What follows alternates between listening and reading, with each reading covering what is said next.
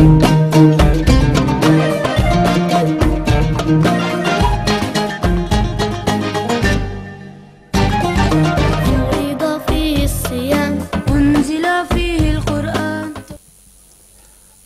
بالله من الشيطان اللعين الرجيم. بسم الله الرحمن الرحيم. اللهم صل على سيدنا محمد الفاتح لما أغلق والخاتم لما سبق ناصر الحق بالحق والهادي إلى صراطك المستقيم وعلى آله حق قدره ومقداره العظيم.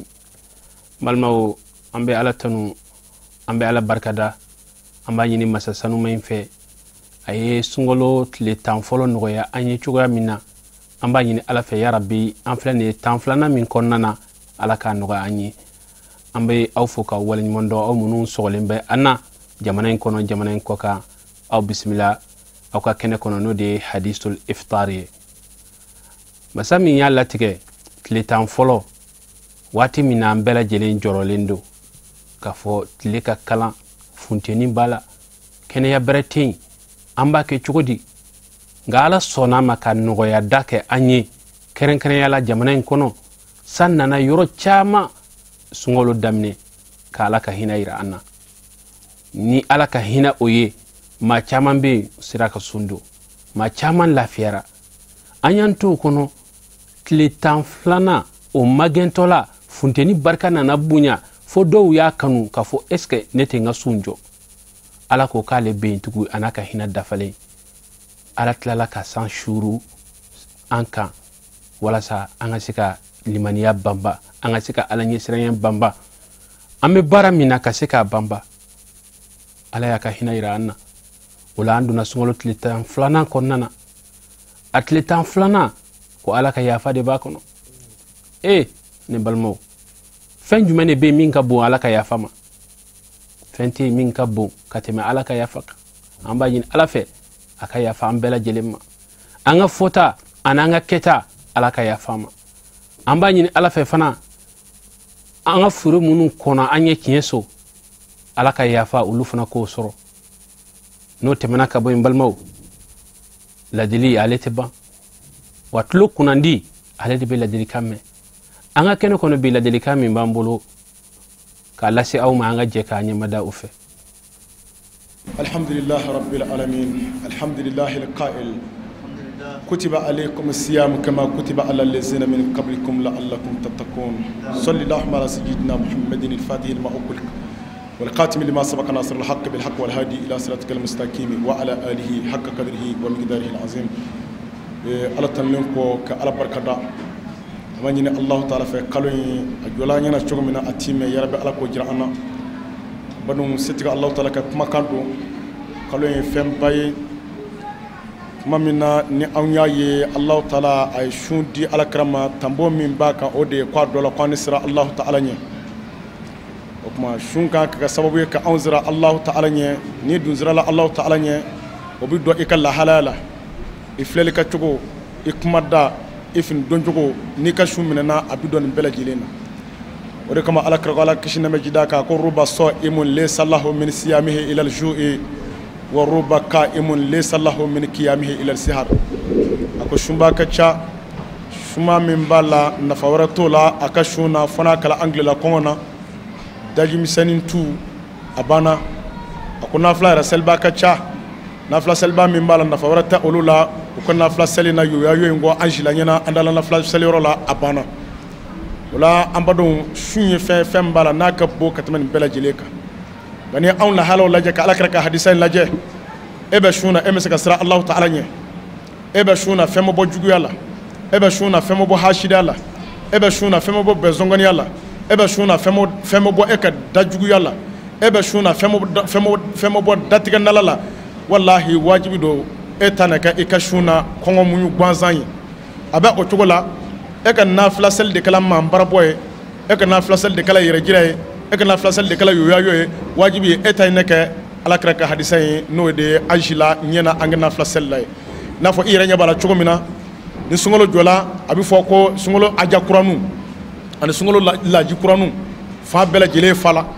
dukano fala misiru fala kari konno fala nga eka to sungolo kasuruya kile konondo kile tanyoro laben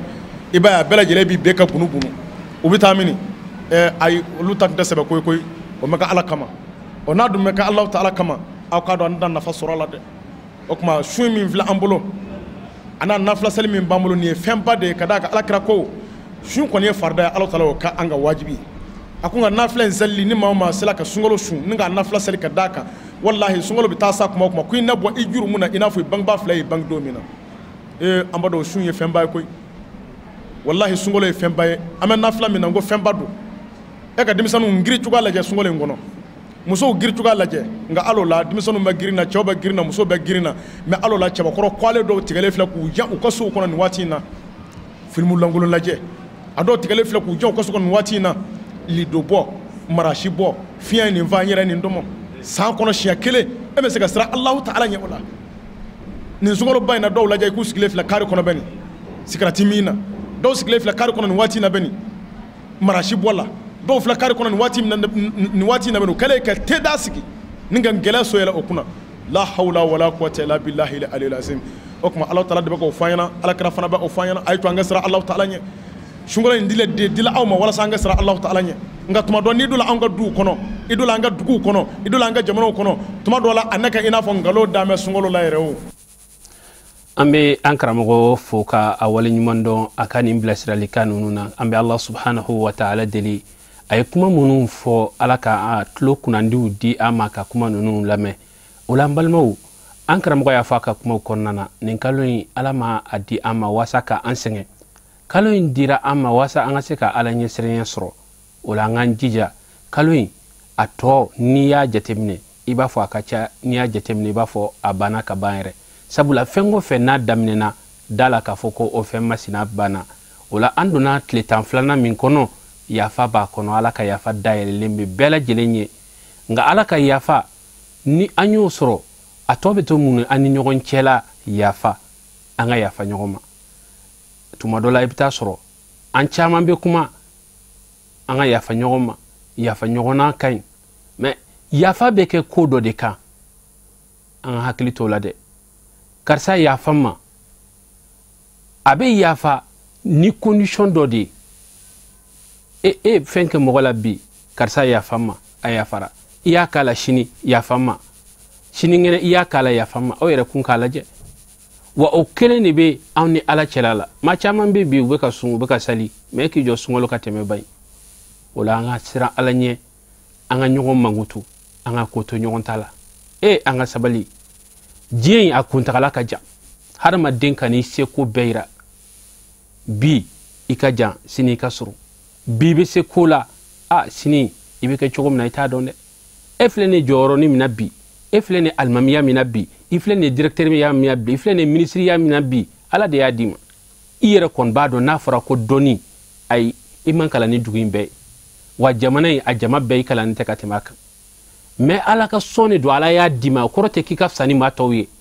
ulai kana ka ala foka barkada ka laje nin ko masina mini ala ya dia neni jongana ka ji ala chogomi uka hakeye munye ki hakili tola ni mase ko famiya dondo la be galaya de wallahi jamana kono niye ni boy atobi den krefe maliam anga sabali nyon koro anga ke nyon fe anga nyon to nyon ka here kono anga boda di nyoma anga nyon kanu anga nyon bunya malien de unan sona nima a here be segi awma nga na fura ka foko shite fe shika ke fenye mi mana min joro ninye foko o talon ka boy no kera mana sigi joro la bi fama sini fantano ke wa harama denti labando wala ngan kolosi an yere kunna blashiral kamunu be fanye anga do abi an yere de ye mogonin fin ibise ki dugu mogola ki yere ke ma nyumai ki yere ke ma samelinye ki yere ke mogo nye koro ni mogo yiye karsa ate kuma karsa yere asabalile karsa yere koni kono jeli kasoro ito oye o de keme kan sinye ma chama bi yere marasu ki yere ke ma nyumai ki yere ke ma bayi kasoro ito oye me ala ba do ye minye ala ba do harma dinye minye ola mogo madugo be ala madugo te ola nga sira ala nyanga to alai anga sabali nyogon koro anga nyogon mine anga nogo ya dake nyogon ko anga yafa nyogoma no kera ala be yafa amma amba ɲini ala fɛ ya rabbi ala ka yafa an bɛɛ lajɛlen ma ala ka hakilina ɲuman d'an ma ala ka sabali d'an ma an ka sabali ɲɔgɔn kɔrɔ ala ka muɲu d'an ma an b'a ɲini ala fɛ ya rabbi an ka diɲɛlatigɛ kow bɛ ɲɛ cogo min na ala k'u latigɛ ten cogoya min na an bɛ hɔrɔma kalo min na an bɛ nafila sali kalo min na an bɛ yɛrɛmina kalo min na fasamantiya ni baraji minnu b'a la ala k'a di an ma k'a ɲini ala fɛ an ka jamana ala k'a basigi an tɛ bɔ kuma kɔnɔ fanga an ka sababu ɲuman fo a seyidi sheru usman madan haidara ale min su ni tile n'ale de bɛ denmisɛnninw kandala ka taa n'ale de bɛ ka cɛkɔrɔbaw kanda ka taa jamana kanu ma silamɛya ma ɲumanya ma sheru usman madan haidara sara tɛ dugukolo sanfɛ wallahi min gana ka fɔ a y'a fɔ min gana ka kɛ a y'a kɛ mais bɛɛ tɛ maa kanda ba ye kuma in mɛnni tɛ wa waleyali maa caman bɛ kuma in mɛn n'a bɛɛ kun y'a waleya kun tɛ kɛ tan mais sherifkɛ sara t'an bolo an bɛ dugawu kɛ ala k'a ɲɛma la sija ni kɛnɛ ala k'a d'a ma a bɛ jɔyɔrɔ min na jamana in ye a bɛ jɔyɔrɔ min na silamɛya ye bi mali kɔnɔ hali ni silamɛw m'a dɔn ala b'a dɔn an b'a ɲini ala fɛ ya rabbi a ka denbaya ala k'u kanda su ni tile u bɛ bilasiralen min na ya rabbi a baraji ala k'a d'u ma k'aw fo k'aw waleɲuman dɔn aw minnu kun sɔgɔlen bɛ an na ni waati na suntigɛ hadisul iftar ale kɛnɛ kɔnɔ an b'a ɲini ala fɛ ala ka sigi wɛrɛ yira an na wasalamu alaikum wa rahmatullahi ta'ala wa barakatuhu.